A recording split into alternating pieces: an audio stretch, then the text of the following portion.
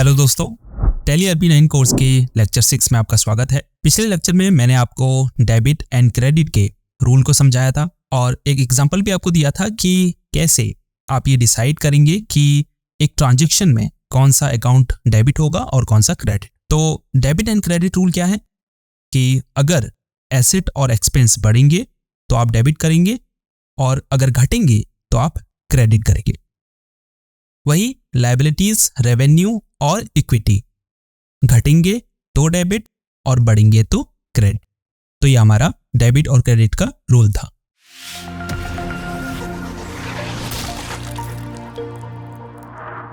तो ये हमारी कंपनी इंडिगो टैक्स सॉल्यूशन से रिलेटेड कुछ ट्रांजैक्शंस है जिनकी एंट्रीज हम वाउचर्स में करेंगे। तो यहाँ पर डेट लिखी हुई है, ट्रांजैक्शंस की डिटेल्स है और वाउचर टाइप है, यानी जिस वाउचर में ये ट्रांजैक्शंस रिकॉर्ड होंगी उन वाउचर्स के यहाँ पे नेम लिखे हुए हैं। तो फर्स्ट ट्रांजैक्शन है sold 2 laptop units to Abhishek Singh for a total of INR 1 lakh, यानी हमने अभिषेक सिंह को 1 लाख नकद में 2 लैपटॉप सेल किए या बेचे। अब टैली के हिसाब से देखें तो इस ट्रांजैक्शन में कौन से 2 अकाउंट इफेक्ट हुए हैं।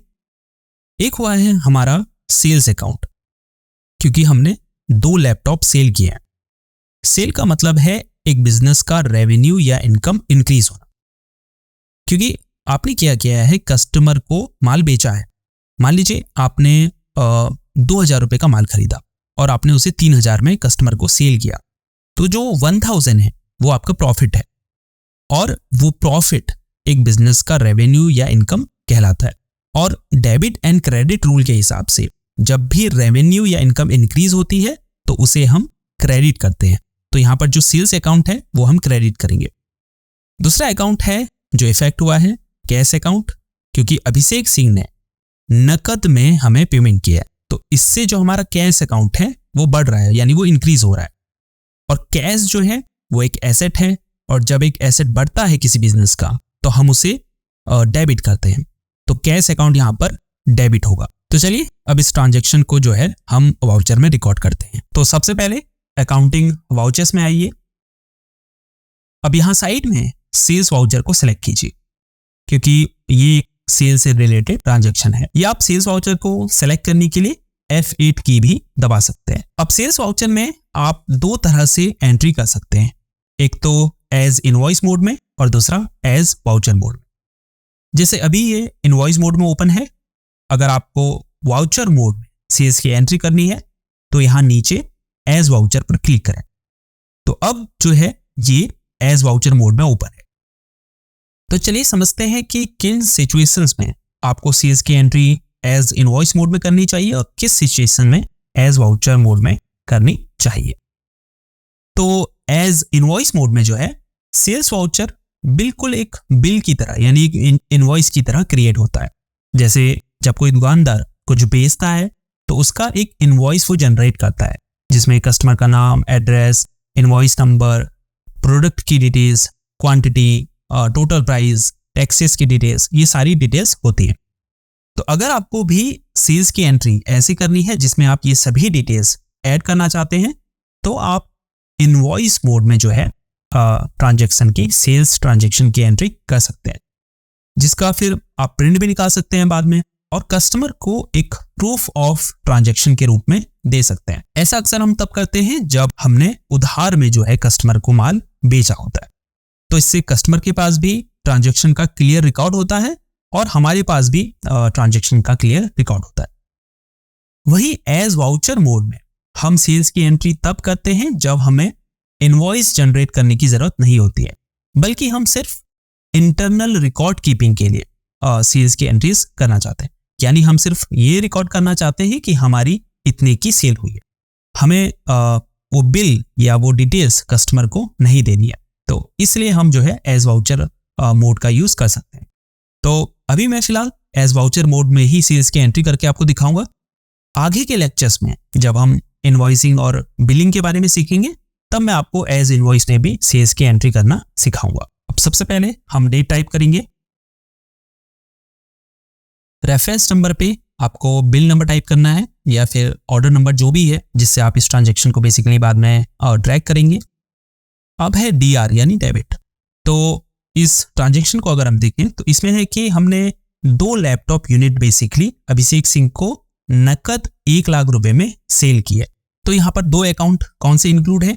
एक तो आपका कैश अकाउंट है, क्योंकि अभिषेक सिंह ने आपको कैश में पेमेंट किया है, तो आपका कैश अकाउंट बेसिकली इंक्रीज हो रहा है।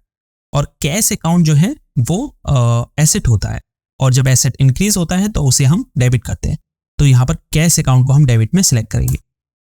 बायस डिटेल्स को अभी हम छोड़ देंगे। अब अमाउंट टाइप करेंगे जो है 1 लाख। अब क्रेडिट में हमारा सेल्स अकाउंट आएगा, क्योंकि सेल के थ्रू जो है हमने इनकम या रेवेन्यू जनरेट किया है, और जब इनकम या रेवेन्यू इंक्रीज होता है तो उसे हम क्रेडिट करते हैं। तो यहाँ पर क्रेडिट में सेल्स अकाउंट आएगा। आइटम्स की डिटेल अभी हम नहीं डालेंगे। अमाउंट देखिए यहाँ पे ऑटोमेटिकली 1 लाख आ चुका है। अब नरेशन टाइप करेंगे जो है sold 2 laptop units to Abhishek Singh for a total of INR 1 lakh. अब एंटर दबाकर इसे एक्सेप्ट कर दें। तो ये जो है हमारी सेल की ट्रांजेक्शन रिकॉर्ड हो चुकी है। अगर आपको प्रीवियस रिकॉर्डेड ट्रांजेक्शन को देखना है तो आपको कीबोर्ड में पेज अप की को प्रेस करना है। जैसे ही आप प्रेस करेंगे आपको जो है आपकी प्रीवियस सेल्स की ट्रांजेक्शन दिख जाएगी। तो चलिए अब दूसरी ट्रांजेक्शन की तरफ बढ़ते हैं। दूसरी ट्रांजेक्शन है sold computer hardware to Naina electronics for a total of INR 50,000 on credit. यानी नैना इलेक्ट्रॉनिक्स को उधार में 50,000 रुपए के हमने कंप्यूटर हार्डवेयर सेल किया है। अब इसमें कौन से 2 अकाउंट इफेक्ट हुए हैं? एक तो सेल्स अकाउंट हुआ है, क्योंकि 50,000 हमने सेल के थ्रू जनरेट किया है। इसका मतलब हमारे बिजनेस का जो रेवेन्यू है या इनकम है वो इंक्रीज हुई है, और जब रेवेन्यू बढ़ता है तो उसे हम क्रेडिट करते हैं। तो सेल्स अकाउंट आपका जाएगा क्रेडिट में। दूसरा अकाउंट इफेक्ट हुआ है नैना इलेक्ट्रॉनिक्स का। अब ये आया अकाउंट रिसीवेबल में, क्योंकि नैना इलेक्ट्रॉनिक्स की हमारे प्रति देनदारी है यानी लायबिलिटी है, और ये भी एक तरह का एसेट है। क्योंकि पिछले लेक्चर में हमने बात की थी कि अगर किसी ने हमारा उधार देना है तो वो भी हमारा एक एसेट होता है, और यहाँ पर एसेट क्या हो रहा है? इंक्रीज हो रहा है। तो इसे हम करेंगे डेबिट, यानी आपका सेल्स अकाउंट जाएगा क्रेडिट और नैना इलेक्ट्रॉनिक्स का अकाउंट जाएगा डेबिट। तो चलिए इसे भी हम जो है वाउचर में रिकॉर्ड करते हैं। तो सबसे पहले पेज डाउन की दबाकर हम न्यू एंट्री में आएंगे। अब डी टाइप करेंगे, रेफरेंस नंबर में बिल नंबर टाइप करेंगे, डीआर में हमारा नैना इलेक्ट्रॉनिक्स का अकाउंट आएगा। अब देखिए यहाँ लिस्ट ऑफ लेजर में जो है हमें नैना इलेक्ट्रॉनिक्स का अकाउंट नहीं दिखाई दे रहा है। तो पहले हम Alt+C दबाकर नैना इलेक्ट्रॉनिक्स के नाम से एक लेजर क्रिएट करेंगे। तो नेम में टाइप करेंगे नैना इलेक्ट्रॉनिक्स। अब ये आएगा सन्ड्री डेप्टर्स के अंदर, क्योंकि ये हमारा कस्टमर है। अब हम इसे जो है एंटर दबाकर एक्सेप्ट कर लेंगे।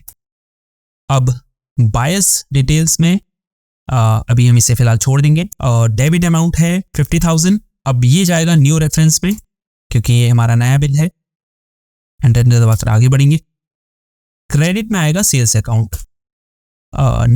नेम ऑफ आइटम अभी हम छोड़ देंगे। अब नरेशन टाइप करेंगे sold computer hardware to Naina electronics for a total of INR 50,000 on credit. अब एंटर दबाकर इसे एक्सेप्ट कर लें। तो चलिए अब नेक्स्ट एंट्री पर बढ़ते हैं। तीसरी ट्रांजेक्शन है purchase computer hardware of INR 2 lakh from home computers. यानी हमने 2 लाख क्रेडिट में यानी उधार में होम कंप्यूटर से कंप्यूटर हार्डवेयर परचेज किए हैं।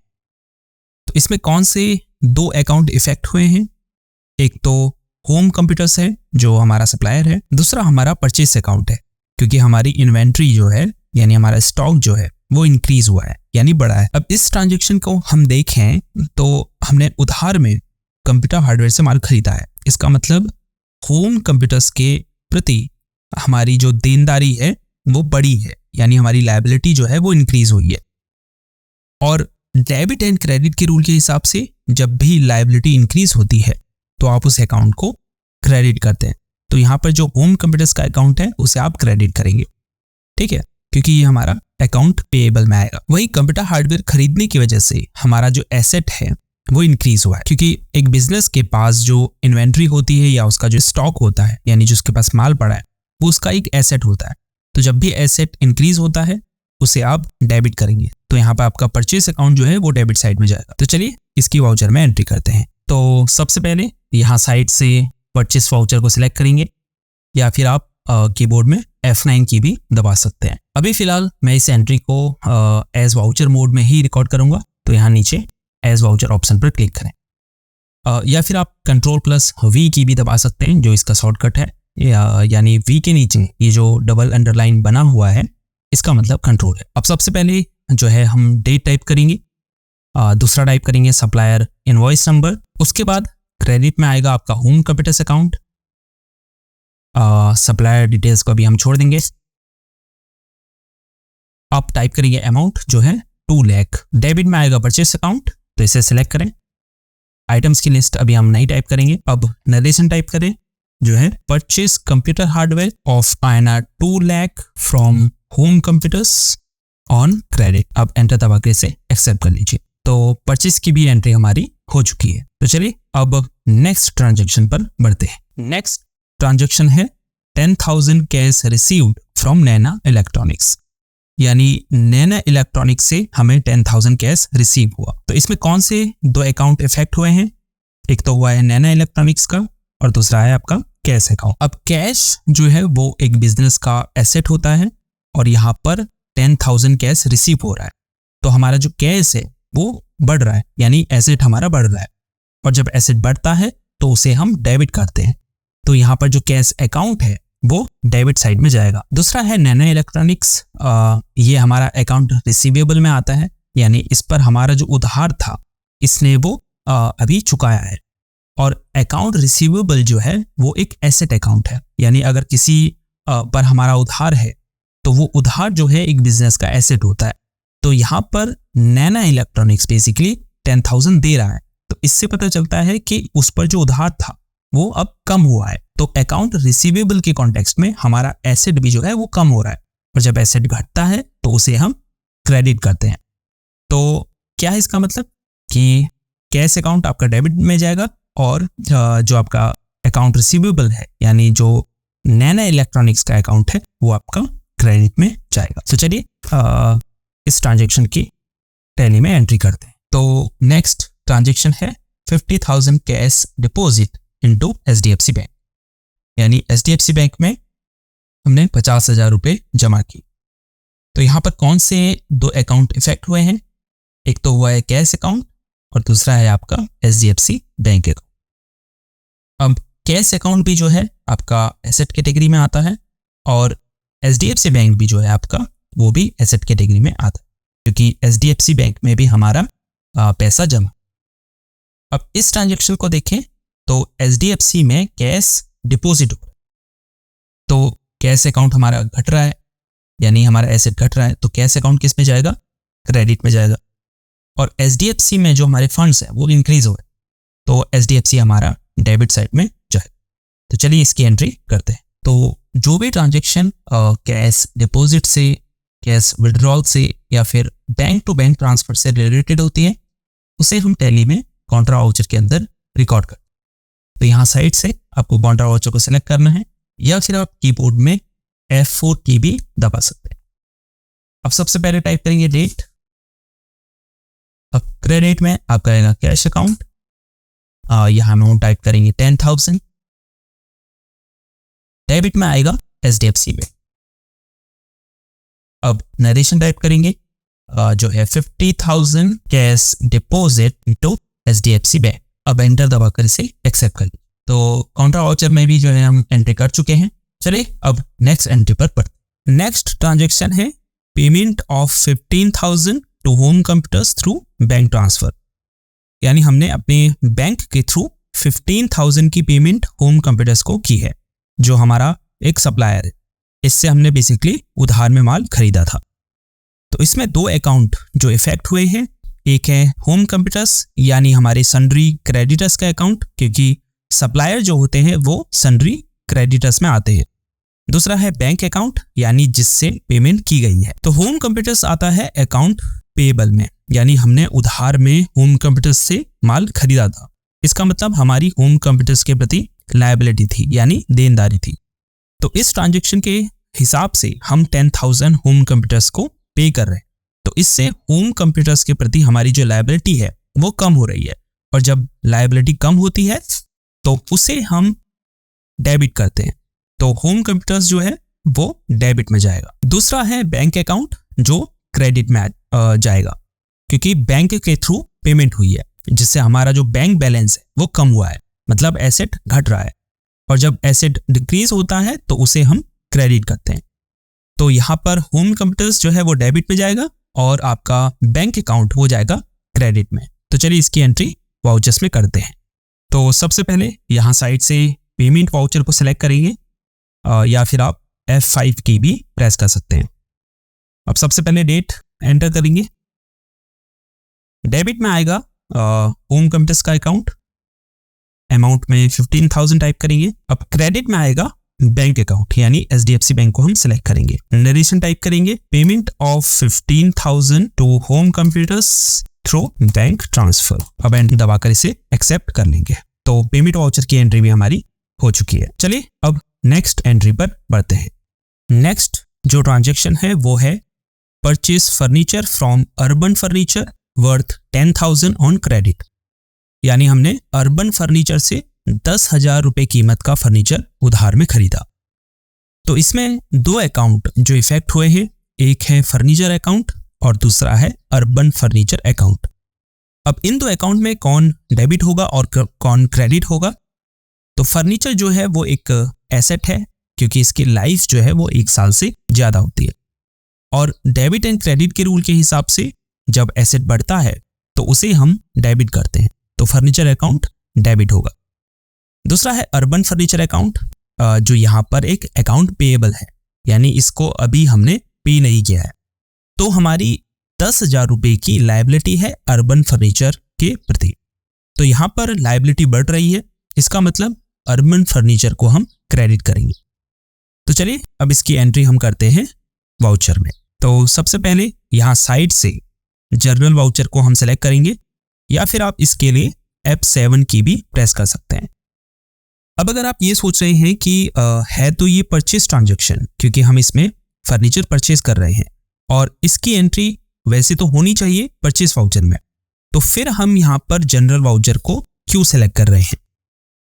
देखिए, जब भी हम कुछ ऐसा क्रेडिट में परचेज करते हैं, यानी कुछ भी ऐसा जब हम उधार में खरीदते हैं जो सेल के लिए नहीं होता है, यानी हमने उसे बेचने के पर्पज से नहीं खरीदा होता है, तो इसकी एंट्री हम परचेज वाउचर के बजाय जनरल वाउचर में कर सकते हैं।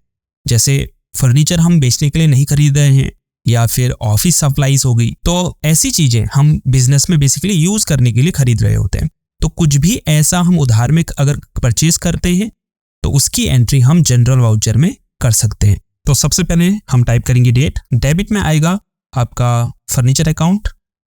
अब यहाँ देखिए लिस्ट ऑफ लेजर अकाउंट में फर्नीचर का अकाउंट क्रिएट नहीं है, तो पहले हम Alt+C दबाकर यहाँ से इसके लिए लेजर क्रिएट करेंगे। तो नेम में आएगा फर्नीचर अकाउंट। अब ये आएगा फिक्स्ड एसेट ग्रुप के अंदर, क्योंकि इसकी लाइफ जो है वो 1 साल से ज्यादा है। अब एंटर दबाकर हम इसे एक्सेप्ट कर लेंगे। तो लेजर हमारा क्रिएट हो चुका है। अब यहां हम अमाउंट टाइप करेंगे जो है 10,000। क्रेडिट में आएगा हमारा अकाउंट पेएबल जो है अर्बन फर्नीचर। अब यहां आप लिस्ट ऑफ ग्रुप में देखिए, यहां भी अर्बन फर्नीचर का अकाउंट जो है क्रिएट नहीं है, तो Alt+C दबाकर हम पहले इसका अकाउंट क्रिएट करेंगे। तो नेम में टाइप करेंगे अर्बन फर्नीचर। अब ये आएगा आपका सन्ड्री क्रेडिटर्स के अंदर, क्योंकि इसका जो है हमने उधार देना है अभी। अब इसे भी हम एंटर दबाकर एक्सेप्ट कर लेंगे। अब नरेशन टाइप करेंगे purchase furniture from urban furniture worth INR 10,000 on credit. अब एंटर दबाकर इसे एक्सेप्ट कर लें। तो ये ट्रांजेक्शन भी हमारी रिकॉर्ड हो चुकी है। तो ये थी कुछ ट्रांजेक्शंस की एंट्रीज जिसे हमने उसके नेचर के अकॉर्डिंग अलग अलग वाउचर में रिकॉर्ड किया। नेक्स्ट लेक्चर में हम कुछ और ट्रांजेक्शंस की एंट्रीज करेंगे, ताकि एक तो आपका डेबिट एंड क्रेडिट का रूल जो है वो क्लियर हो, दूसरा आपको ये भी क्लियर हो कि ट्रांजेक्शन को आपको कौन से वाउचर में रिकॉर्ड करना चाहिए। तो इस क्लास में इतना ही। जाते जाते वीडियो को लाइक और चैनल को सब्सक्राइब जरूर करें। आपसे मिलते हैं लेक्चर 7 में। तब तक के लिए अपना ख्याल रखिए। Good bye.